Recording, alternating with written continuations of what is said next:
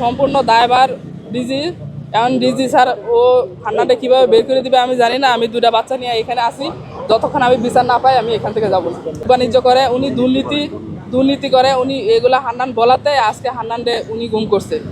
200 কোটি টাকা দুর্নীতি করার পরে হান্নানে এটার বিরোধিতা করছে, তার জন্য আমার হাজবেন্ডে সাসপেন্ড করা হয়েছে, চাকরি থেকে ডিসমিস করা হয়েছে, সব কিছুই করা হয়েছে। এখন কালকে আমার হেড অফিসে আসছিল একটা আবেদন জমা দেওয়ার জন্য, স্যারেরাই বলছে আসার জন্য।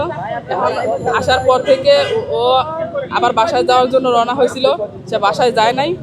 আমি ফোনে ওরে পাচ্ছি না। তারপরে 11টার দিকে ওর নাম্বার থেকে একটা ফোন আসছে, আসার পরে বললো যে আমার ডিবিতে নিয়ে আসছে, তুমি কালকে এসে আমাকে নিয়ে যাও। আপনার হাজবেন্ডের সাথে ডিজির সাথে ঝামেলা কোথায়? ঝামেলা ওই যে 200 কোটি টাকা দুর্নীতি করছে, সেটা আমার হাজবেন্ড বলছে, বলার কারণে আজকে এই অবস্থা। বলছে এবং প্রতিবাদ করছে। আচ্ছা, কবে আনলো ওনাকে ডিবিতে? হ্যাঁ, ডিবিতে কবে এনেছে ওনাকে? কালকে। গতকালকে? হ্যাঁ, কালকে আপনি রাত্রে। কি ডিবি কার্যালয়ে ঢুকেছিলেন? হ্যাঁ, এখানে ঢুকছি। রিসেপশনে ঢুকার পরে উনি বলছে যে এখানে কারো আনা হয় নাই, 5 তারিখের পর থেকে ওদের কার্যক্রম বন্ধ আছে, ওরা নাকি এখানে আনে নাই। তাহলে আমার হাজবেন্ডে কি উনি গুম করছে? আমি ওনার পদত্যাগ দাবি করছি, ঠিক আছে। এখন আমার হাজবেন্ডে কিভাবে উনি আইনে দেবে সেটা উনি জানে। আমি এখন দুইটা বাচ্চা নিয়ে আমি সম্পূর্ণ দায়ভার ওনার। আচ্ছা, ডিবিতে যে এনেছে আপনি এই তথ্য কোথায় পেয়েছেন? আমার হাজবেন্ড ফোন দিছে 11টার দিকে, ফোন দিয়ে ও বলছে যে এই আমাকে ডিবিতে নিয়ে আসছে, তুমি আইসা কালকে আমাকে নিয়ে যাও। তারপরে আমার হাজবেন্ডের মোবাইল বন্ধ, এখন ফোনে আমি ওরে পাচ্ছি না। আপনার হাজবেন্ড কি ধরনের দুর্নীতি বা অন্যায়ের তথ্য জানতো ডিজির? ডিজির আপনার কাছে কি তথ্য কাগজ আছে, এখানে আপনি নিয়ে যেতে পারেন। দেখেন যে আমি কাগজে দেখাচ্ছি, জয় ভাই, প্রত্যেকটা কাগজ খুলে খুলে দেখাবো, প্রত্যেকটা কাগজ খুলে খুলে দেখাবো। আপনার এই নিউজ হয়েছে, এগুলো দেখেন না, এগুলো তো আমি আরেকজনের এমনি আপনার কাছে কি তথ্য আছে যে আপনি কি ডিজি কে যে আপনি ফোন করছে আপনার হাজবেন্ড কি ওটা কিভাবে বলতেছেন? এইভাবে বলতেছি। এখন আমার হাজবেন্ডে স্যারেরা ফোন দিছে, ফোন দিয়ে বলছে যে হান্নান তুমি আসো, তোমার সাসপেন্ড উইথড্র করা হবে, তুমি আসো, একটা আবেদন জমা দাও। আমার হাজবেন্ড বলছে যে না স্যার, আমি যাব না, আমি দুর্নীতির বিরুদ্ধে কথা বলাতে আজকে আমার এই অবস্থা। তারপরে বলছে যে না আসো, সব কিছু সমাধান করে দিব, এই তুমি আসো। তারপর আমার হাজবেন্ড গেছে, যাওয়ার পরে আমার হাজবেন্ড ওইখানে ছিল, সন্ধ্যার পর ওইখান থেকে রওনা দিছে। তারপর আর ওটা ফোনে পাচ্ছি না।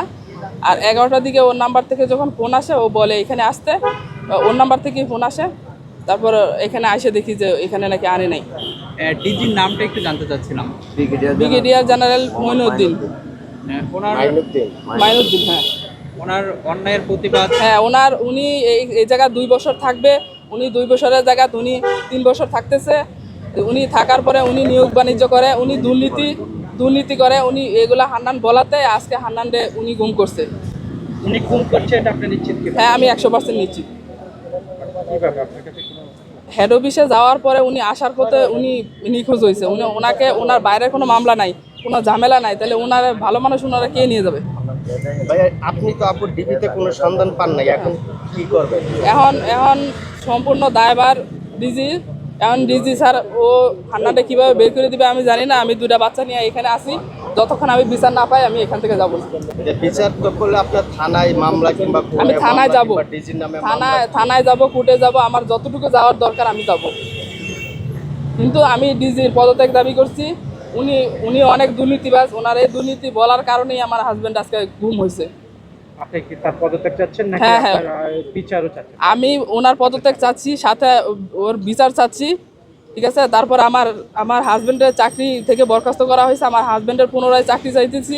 আমার যতটুকু হ্যারেস করছে আমার সব কিছুর জানাইতেছি আমি। এখন পর্যন্ত আপনার হাজবেন্ড কোথায় আছে? কোনো ধরনের না, কোনো সন্তান আমি পাই না। এই জায়গায় আসছি, এখানে আসার পরেও বলতেছে যে না, ওরা কিছু জানে না। 5 তারিখের পর থেকে নাকি এই কি বলে ওনাদের কার্যক্রম সব বন্ধ আছে। আপনার নামটা একটু জানতে চাই। আমার নাম ফাতেমা খন্দকার নৌরিন, আর আমার এই যে 2জন বাচ্চা।